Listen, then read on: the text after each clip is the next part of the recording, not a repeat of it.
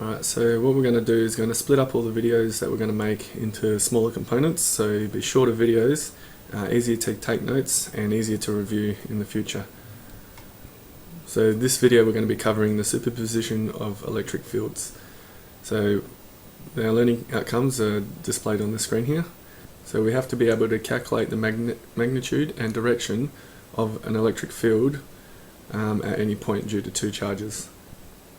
We also have to sketch the electric field lines for 2-point charges of equal magnitude with the same or opposite sign.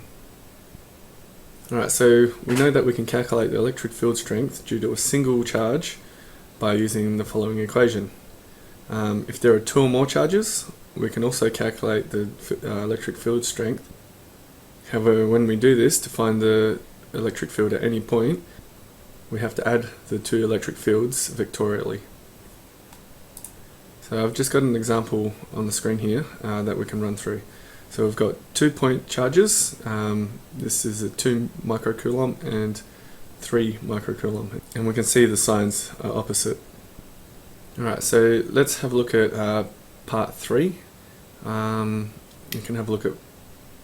You can pause the video and have a look at part 1 and 2, but let's have a look at part 3, which is working vectorially in the 2D space.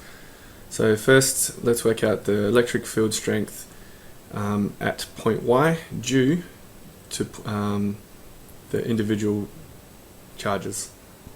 We can use this formula to work out the electric field strength at Y due to this charge here, and we can substitute our values and we get the electric field strength being this value.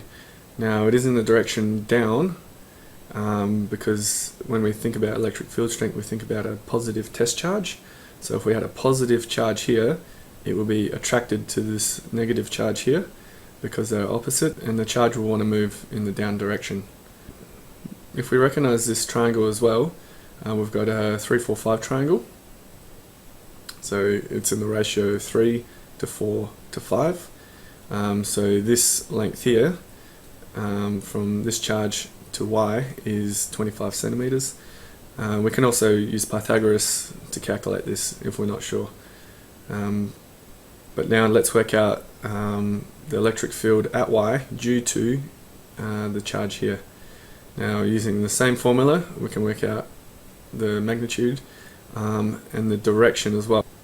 And the direction is found by working out what the theta is using the tan. Now it will be in the opposite direction to this positive charge, as a positive and a positive test charge will repel. So as you can see, this E1, the vector is drawn out in the opposite direction to here. Now we can add the 2 electric fields vectorially. So the electric field at Y due to this point and the electric field at Y due to this point, together they combine or superposition to create a resultant field at Y. Now, adding vectorially, we've got electric field due to point 2, which is down, and you can see this vector is pointing down, and the electric field due to this charge here is pointing in that direction, which is 36.9 degrees above the horizontal. So they've skipped a lot of steps here in calculations.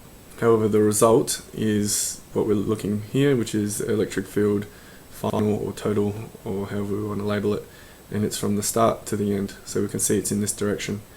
So now we can use a cosine rule, which we did an example of in class, and we can work out what our magnitude of ET is and also the angle.